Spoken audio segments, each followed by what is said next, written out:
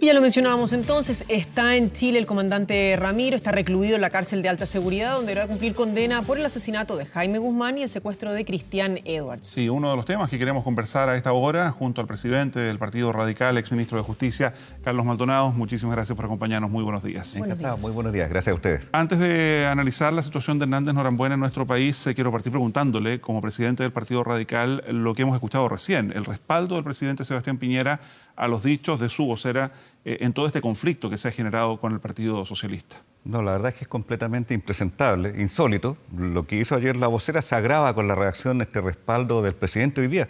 La verdad es que cuesta creer que es cierto lo que uno escuchó hace pocos minutos al presidente diciendo, la vocera hizo una pregunta simple. Pero perdón, ¿es una pregunta simple? Si a él le dijeran, ¿qué pasó en el banco de Talca? Él lo arman como una pregunta simple. ¿Ah? ¿Por qué lo encargaron reo todo lo que se ofendió cuando el senador Osandón se lo dijo en campaña? No, o sea, que el presidente de la República trate de disfrazar, bajarle el perfil a lo que ocurrió ayer con la vocera, es totalmente impresentable. Yo creo que el presidente a veces no tiene suficiente conciencia del rol que juega. Él es el presidente de todos los chilenos y tiene que hacer respetar la institucionalidad, buscar la unidad nacional, buscar la concordia. Él no puede respaldar un exabrupto inaceptable como el de la vocera ayer, donde acusó de conducta ilícita a una colectividad política para responder a una situación política como era la posible acusación contra la ministra de Educación. Y él ahora decir que lo que hizo la vocera fue una pregunta simple, la verdad es que es totalmente impresentable. Yo creo que de verdad el presidente ha cruzado una línea que no debe cruzar un gobierno. No puede ser que él valide como método de acción de un gobierno el descalificar, calumniar e injuriar a parte de la institucionalidad política, como es en este caso un partido político de oposición. La verdad es que, insisto, pregunta simple, una calumnia, una injuria, la atribución de conductas delictuales, eso para nuestro presidente de la República es una pregunta simple. Pero para usted, perdón, ¿es un exabrupto de la ministra Pérez? La verdad es que por lo que vimos hoy día pareciera que él lo dijo de acuerdo con el presidente, ella lo dijo a la salida de un comité político, así que quién sabe si era la reacción oficial del gobierno. Si es de ella, nosotros lo dijimos ayer como Partido Radical, tomamos un acuerdo unánime anoche de pedir la renuncia, porque nos parece que, insisto, se cruza una línea que no se debe cruzar en democracia. O sea, ¿ya no bastan las disculpas de la ministra vocera de Gobierno? En mi opinión, no. En nuestra opinión como Partido Radical, ella se inhabilitó sola para el ejercicio de su cargo. No puede ser. Mire, yo fui vocero subrogante. En un tiempo yo fui subsecretario del ministro Lagos Ver. Cuando él era vocero de gobierno, yo fui subsecretario y en un periodo me tocó ser el vocero subrogante de gobierno. Uno es la voz oficial del gobierno de la República, de la institucionalidad del país. Uno no puede usar esa tribuna para descalificar, injuriar, atribuir conductas delictivas a actores o instituciones políticas. La verdad es que esto es insólito. Estas cosas uno las podía ver en dictadura. Los martes de Merino, ese tipo de descalificaciones, cuando hablaban de terroristas contra la oposición. Pero en democracia, yo creo sinceramente que este hecho es más grave de lo que algunos pudieran pensar. Algunos podrían pensar que es solamente una escaramuza política, un debate político. No lo es. Es grave. Si es grave que un gobierno descalifique, injurie y atribuya conductas delictivas a un partido político. Si me permite solo volver a señalar de manera textual lo que dice ayer la ministra vocera de Gobierno, sin mediar pregunta. Y la cito textual. Nos hemos enterado hoy por parte del Partido Socialista que esta semana estarían evaluando presentar una acusación constitucional en contra de nuestra ministra de Educación y uno solamente, dice la ministra, puede hacer una reflexión a compartir con los chilenos. Ya no tienen pudor para tratar a través de esta acusación de ocultar lo que todos los chilenos queremos saber, qué relación tiene el PS con el narcotráfico. ¿Es esa la declaración ayer de la ministra vocera de Gobierno? Es de verdad inaceptable. O sea, si uno se lo escuchara a algún cabeza caliente, actor político suelto por ahí, uno podría decir, bueno, se está pasando de la raya con ese tipo de declaraciones. Pero escucharlo a una autoridad de gobierno en el ejercicio de su función es insólito, inédito. Yo le diría, veamos desde el retorno a la democracia, ¿qué autoridad de gobierno ha hecho una declaración de ese tipo? Yo creo que no existen precedentes. Pero no se quiere con esto, señor Maldonado, tratar de desviar la atención respecto de otros temas que estaban en la agenda, por ejemplo, la reducción de la jornada laboral. Bueno, claramente, pero también hay que tener... Una cosa es el propósito, otra es el hecho. El hecho en sí mismo es inaceptable y nosotros creemos que esto debe terminar con la salida de la vocera de gobierno. Nosotros como Partido Radical creemos que ella se inhabilitó para ejercer su cargo con este tipo de declaraciones. Segundo lugar, el gobierno de alguna manera peca de aquello que acusa a los demás. O sea, claramente trata de desviar la atención de la posible acusación a la ministra Cubillo, del mal manejo que ha hecho de la jornada laboral, pero la verdad es que aquí se pasaron, digamos. Una cosa es tratar de poner otro tema en la agenda y otra cosa es faltar a los deberes del cargo. Y yo creo que la ministra vocera faltó a los deberes del cargo y sinceramente el presidente hoy día, al respaldarla, al bajarle el perfil, al decir que ella solo hizo una pregunta, o sea, perdón, ¿alguien en Chile cree que ella solo hizo una pregunta? ¿Que no trató de enlodar al Partido Socialista y de acusarlo de estar vinculado al narcotráfico? Entonces, si el presidente dice algo tan baladí, tan sin fundamento, para tratar de bajarle el perfil a lo que ella dijo, se está haciendo lamentablemente cómplice de una conducta inapropiada para nuestra república, para nuestra institucionalidad. Es grave lo que ha hecho también hoy día el presidente. Yo creo que él no ha reflexionado bien sobre el alcance de la situación. Esperemos que él recapacite y, entre otras cosas, que haga el gesto de reemplazar a la vocera del gobierno. Muy bien, vamos al tema que íbamos a conversar. Escuchábamos recién al ministro de Justicia referirse sobre todo a la condena, que era un tema que durante la jornada de ayer, cuando se conoció que Mauricio Maldonado Hernández Norambuena venía a nuestro país a ser extraditado, fue la primera pregunta. Entonces, en definitiva, el ministro explicaba, por producto del Tratado del Mercosur, no se puede tener una condena más alta que el país de origen, el país al cual se le requería. Ahí son 30 años en Brasil. Por lo tanto, en Chile, el comandante Ramiro estaría cumpliendo 30 años, 27 porque se le restarían los 3 que ya cumplió en la cárcel de alta seguridad. Claro, bueno, de acuerdo a ese tratado internacional, lo que tú dices muy bien, digamos, se aplica como pena máxima la del país que concede la extradición. En Brasil es 30 años y por lo tanto lo que hemos escuchado, aunque esto va a tener que interpretarlo y declararlo formalmente el ministro Carroza, porque una cosa es lo que esté en los tratados, lo que esté en las conversaciones políticas que aquí claramente hubo entre Chile y Brasil, digamos las cosas como son, entre Bolsonaro y Piñera, porque Brasil antes no había dado la extradición, ahora la dio. Claramente aquí hay una voluntad política distinta que tiene que ver con la relación que hay entre Jair Bolsonaro y Sebastián Piñera. Pero el efecto concreto es claro que la pena máxima ahora quedó reducida a la pena máxima que existe en Brasil, 30 años, ya cumplió 3 antes de fugarse, por lo tanto le restarían 27 años. Ahora bien, él estaba condenado a 2 cadenas perpetuas. Así es. 2 veces 30 años, una vez 30 años, eso lo resuelve el ministro Carroza. Bueno, todo esto lo tiene que resolver formalmente el ministro Carroza, pero en Chile las penas no se cumplen sucesivamente, se cumplen simultáneamente, digamos. Por lo tanto, debieran ser solo 30 años. Solo 30 años en total. Hoy Hernández Norambuena tiene 61 años, más 27 saldría a los 88. ¿Qué pasa con eventuales beneficios carcelarios? Los beneficios carcelarios dependen de evaluaciones que hace Gendarmería y las autoridades de justicia y las Cortes de Apelaciones, así que eso es imposible predecirlo ahora para el futuro, si eventualmente podrá acceder a algún beneficio cuando tenga cumplido los tiempos mínimos de condena que se exige, y normalmente en Chile son la mitad de la condena para empezar a postular a beneficios. Sobre indulto, está excluido por la naturaleza de los delitos por lo que fue condenado, ahí está excluida la posibilidad de pedir indulto. Pero llama la atención porque ayer escuchando a Alberto Espinosa, abogado de Norambuena, decía que una de las posibilidades de restringir la condena, que era lo que ellos estaban buscando, entre la vía constitucional, jurisdiccional y la legislativa, la ley de indulto podía ser aplicada. ¿Está absolutamente descartada? Mira, es difícil pedir que uno haga una decisión tan tajante, porque finalmente todas estas cosas se tienen que interpretar por los tribunales. Todas estas cosas pueden llegar a las Cortes, puede haber recursos del mismo Hernández Norambuena, de su familia, en fin, pidiendo ciertos beneficios por interpretación de las normas, de la Constitución, etcétera. Y por lo tanto, yo no puedo asegurarles tajantemente que está, digamos, totalmente vedada esa posibilidad. Pero así, en una interpretación, por lo menos de la norma literal, pareciera que no va a tener la posibilidad de pedir indulto. Sí, otros beneficios en la medida que se vayan cumpliendo los requisitos que la Ley General de Beneficios Penitenciarios establece, y bueno, será resorte de las autoridades de ese tiempo ver si son concedidos o no esos beneficios. Ahora, Carlos Maldonado, perdón, usted en su condición de exministro de Justicia, de quien depende la dirección de Gendarmería, ¿están las condiciones hoy día para custodiar a un recluso de esta naturaleza? Y se lo pregunto por las múltiples denuncias que se han establecido respecto de la condición en que muchos presos permanecen en las cárceles chilenas, y adicionalmente lo que fue este escape cinematográfico desde la que se suponía era la cárcel de alta seguridad. Sí, bueno, yo creo que hay que distinguir. Nosotros tenemos un sistema penitenciario, Mauricio, con realidades de infraestructura muy distintas. Hay desde lugares de muy buen estándar, ni estándar de país desarrollado, como son las cárceles concesionadas, hasta lugares pésimos, digamos, con estándares del siglo XX, XIX, digamos, como es la penitenciaría. Yo entiendo que Hernández Norambuena va a estar en un módulo de alta seguridad, digamos, que debiera cumplir con las condiciones para garantizar, digamos, tanto su integridad como el hecho de que no se pueda volver a fugar. Y cuando nos hemos enterado en el último tiempo... Tendrá que tener la autoridad de cuidados especiales. Ya mostró que tenía capacidad para organizar una fuga, como tú y dices, y cuando nos hemos enterado en este último tiempo de estas llamadas celdas VIPs. Sí, claro, bueno.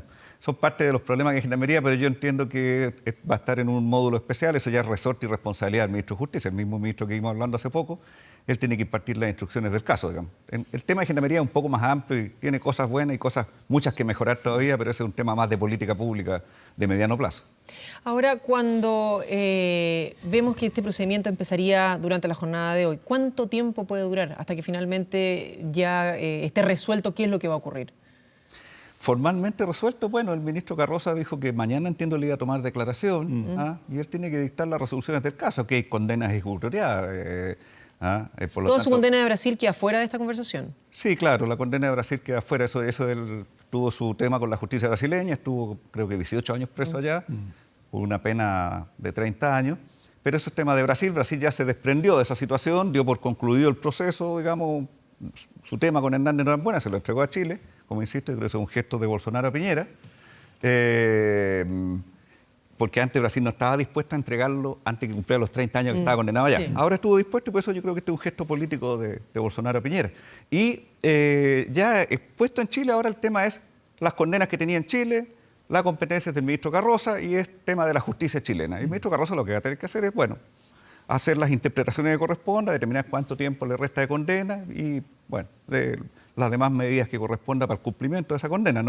No hay mucho más que ver en el tema, me parece, porque este es un caso que ya se procesó, ya se dictó sentencia y lo que corresponde es que se ejecute esa sentencia que quedó pendiente. Se ha insistido en torno a la investigación del crimen del senador Jaime Guzmán, que este es el primer crimen a un parlamentario ocurrido en democracia, pero cuando esto se ventiló también y se revisó en la justicia francesa a propósito de la situación de Ricardo Palma Salamanca, se señaló en su momento, y así se acogió, que había falta de justicia, incluso después del año 90 en nuestro país. ¿Cómo pesa un argumento de esa naturaleza respecto del futuro que pueda tener Mauricio Hernández Norambuena? Bueno, yo creo que, y si no me equivoco, si mal no recuerdo, Mauricio y Carolina, lo dije acá en esta misma tribuna, que ustedes amablemente nos conceden, que eso es la sombra de Pinochet, digamos, la imagen que existe en muchos países desarrollados de que en los primeros años de la democracia la justicia todavía estaba influida o determinada o limitada por la extensión y la sombra de la dictadura, digamos. Entonces, ellos tienen dudas, digamos, sobre la imparcialidad, en fin, del juicio en que fueron dictadas estas condenas. Nosotros aquí en Chile tenemos confianza y respeto por los magistrados que intervinieron, por los procesos que se llevaron y no tenemos ese cuestionamiento, pero entendemos que la mala imagen que nos dejó la dictadura de Pinochet en el mundo influye sobre ese tipo de interpretaciones que como tú señalas, la que ocurrió en Francia para el caso de Palma Salamanca. Ahora, por parte de nuevo de la defensa, se sigue argumentando que hay incluso un acuerdo que habría firmado la UDI, si no estoy mal, creo que se llama Ahora por la Paz o La Paz Ahora, en el cual se habla de un acuerdo en el cual la UDI estaría dispuesto a bajar la condena para que fuera extraditado en función de poder traerlo a nuestro país. ¿Esto está vigente? ¿Es un acuerdo que efectivamente se podría utilizar todavía por parte de la defensa? Bueno, a ver, en su minuto se analizó este tema que había planteado Brasil de que no se podía entregar a una persona para que cumpliera una condena mayor a la que ellos tienen en su ordenamiento jurídico como máximo. Cadena perpetua, sí. Claro, no se podía entregar para cumplir cadena perpetua, si en Brasil el máximo es 30 años. Y en ese tiempo los distintos actores políticos habían manifestado su voluntad de legislar para reducir la condena, digamos, de manera tal que se pudiera cumplir ese requisito. Pero ahora ya se salvó de otra manera el requisito porque se aplicó el tratado que establece que se aplica la pena del país que está concediendo la extradición. Entonces me parece que ese tema de la posible rebaja condena para que llegara a un máximo de 30 años está salvado de otra manera, ya no tiene mayor sentido ese debate, digamos. ¿Qué debiera pasar con los otros condenados en su momento por el crimen del senador Jaime Guzmán? Porque desde la UDI evidentemente insisten, digamos, después de todo este tiempo, en su captura, en que terminen cumpliendo la pena por los que fueron condenados acá en Chile. Bueno, nosotros escuchábamos recién al ministro Larraín diciendo que la justicia tiene que aplicarse siempre, las condenas tienen que aplicarse, la impunidad es el peor, digamos, la peor señal que se puede dar en materia de delincuencia, de terrorismo. Nosotros agregamos de violaciones de derechos humanos, todavía hay impunidad en violaciones de derechos humanos. Es cierto que hay personas cumpliendo condena y en un avance muy importante de nuestra democracia que fue capaz de condenar a muchos violadores de derechos humanos, pero también hay todavía silencio, hay impunidad, hay desconocimiento del paradero de detenidos desaparecidos.